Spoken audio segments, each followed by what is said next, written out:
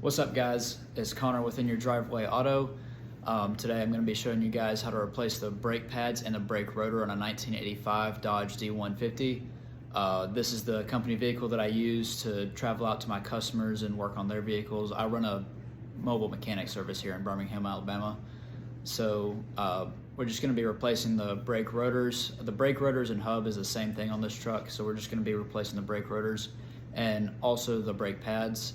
And then I'll be showing you guys how to do all that. It's a pretty simple job, pretty straightforward. You don't need a lot of fancy tools or anything. All I used was just basic socket and wrench set. And then also I did use a bearing packing tool, a grease packing tool that I just got from O'Reilly's for like 30 bucks. And then aside from that, I did rent a brake caliper press tool, like a plunger press tool. Rented that from O'Reilly's. It's like 50 bucks to rent it, and then you just take it back and they give you your money back the next day. And that's pretty much it. I mean, it's a pretty straightforward job, but this is my first YouTube video, so make sure and hit the like and subscribe button. I'll attach a link to my social media and my website as well. But any advice you guys have on YouTube videos would be much appreciated because it's my first one, so I have no idea what I'm doing here. So I would definitely appreciate any advice or tips. All right, so I went ahead and took the front wheel off the truck.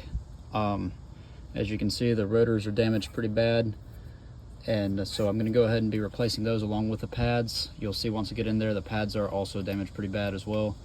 And then you can see the plunger from the caliper is actually extended way too far. This is just because the pads are worn so heavily. So I'll be also showing you how to press that plunger back in as well. First thing we're going to do is we're going to unbolt this retaining clip and this retaining clip down here. Once we have removed both of these clips, you can go ahead and lift the caliper out of the caliper mounting bracket. Now that we've removed the caliper from the caliper bracket, you can see how extended that plunger is, and then you can see as well, this is the outer brake pad. Let's see how much it's worn down. So we're gonna go ahead and, that inner brake pad just slides right off. Just slide it towards the center of the car, and it'll slide right off. Next, we're gonna go ahead and remove the hub. So in order to do that, the first step to do is to remove this, this grease cap here. Usually you can get a screwdriver behind here and pry it out, or you can grab a pair of channel locks and just grip it. And if you hold the rotor still while you grip it with channel locks, you can just twist it and it'll usually just pop right out once you twist it. All right, once you get that dust cap off, there's going to be a cotter pin right here, and what that does is it just holds your castle nut from spinning and backing off while you're going down the road.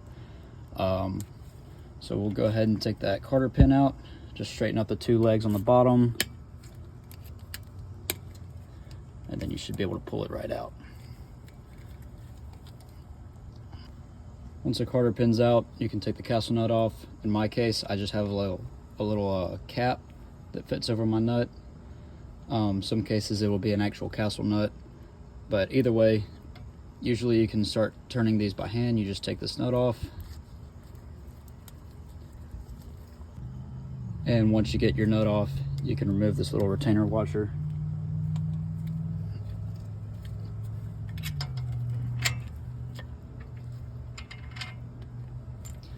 And then remove your outer wheel bearing.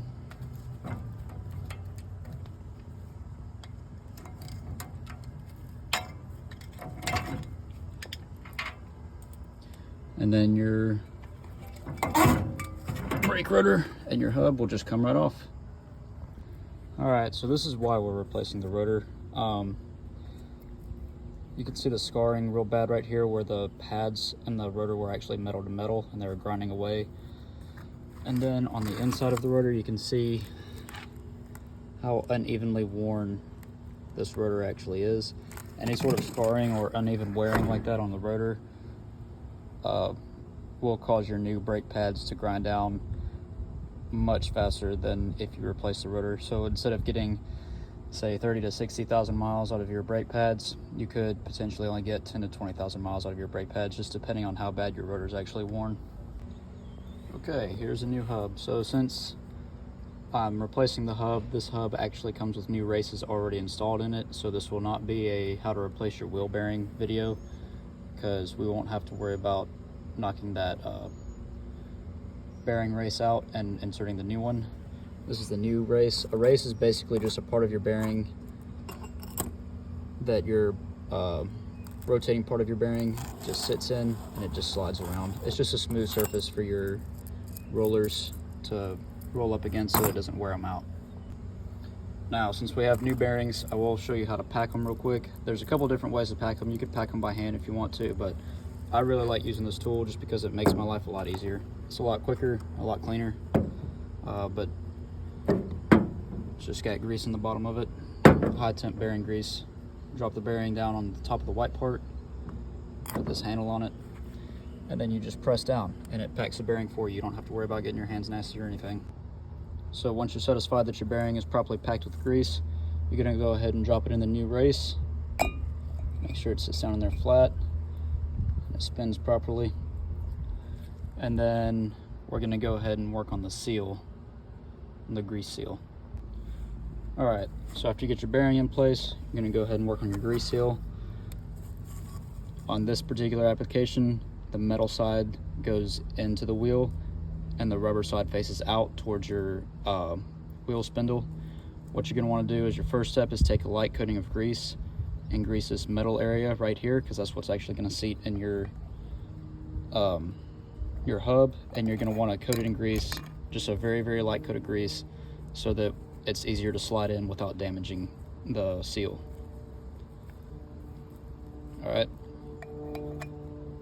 Then what you're gonna do, or this is what I've found that works best for me, you can buy a punch set that sits down on there and you tap it with a mallet.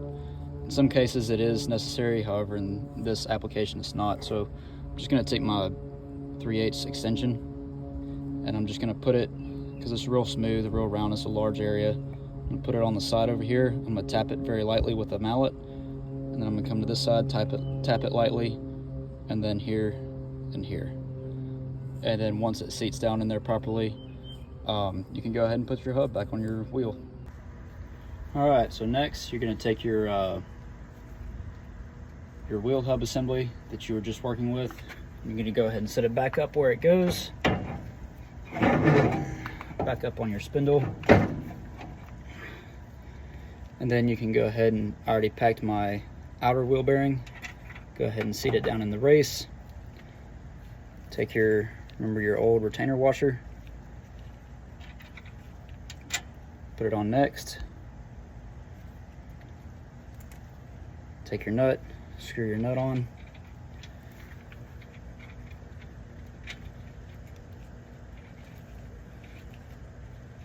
Now remember, this nut was not very tight when we took it off. You don't want a lot of pressure on here or else you'll put your bearings in a bind. So you just want to get it on here snug, about hand snug, and then take it and turn it just a little bit more with some channel locks or a wrench, maybe about a quarter turn or so. Usually is about all you need. All right, once you're satisfied with your nut being seated on there, there's no major binding on your bearings. That actually might be a little too tight. All right, that's probably good. Go ahead and take your castle nut cap, slide it back on your nut here, and then go ahead and replace your carter pin with a new carter pin. Then after that, you're just going to take your dust cap, slide it back into place, and you're going to give it a few taps with a hammer.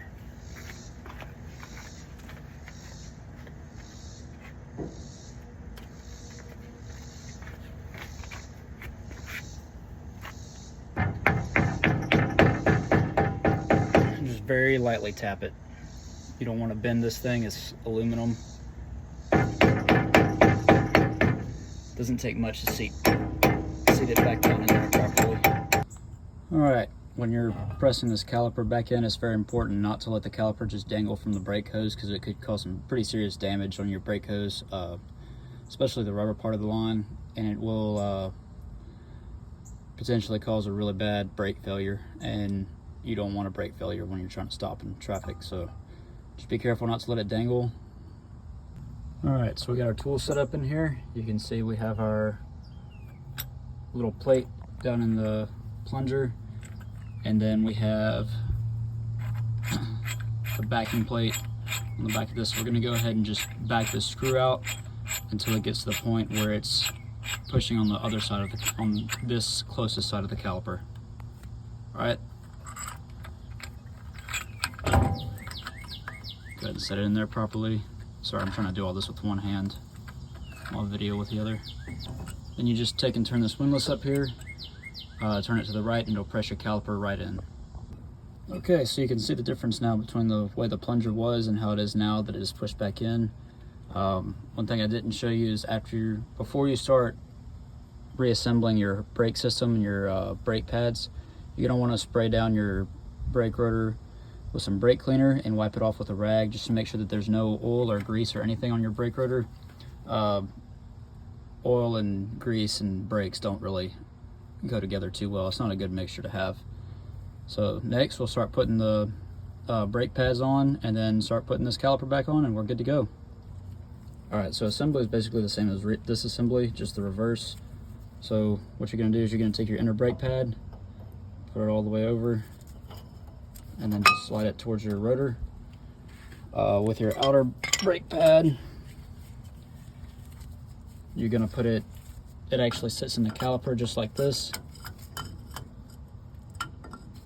Sorry, I'm doing this with one hand again. Alright, once you get it to sit down in there, you can bring the caliper over, just slide it right down into place. Easier said than done, so I'm going to put the camera down real quick and do it. Okay, once you have your caliper back in place on the caliper bracket, you're just going to take your retaining clips, just screw them right back on. Then once you get both of those retaining clips screwed back on, you're going to go ahead and put the tire back on and set this thing back on the ground. And that's it. That's all there is to it.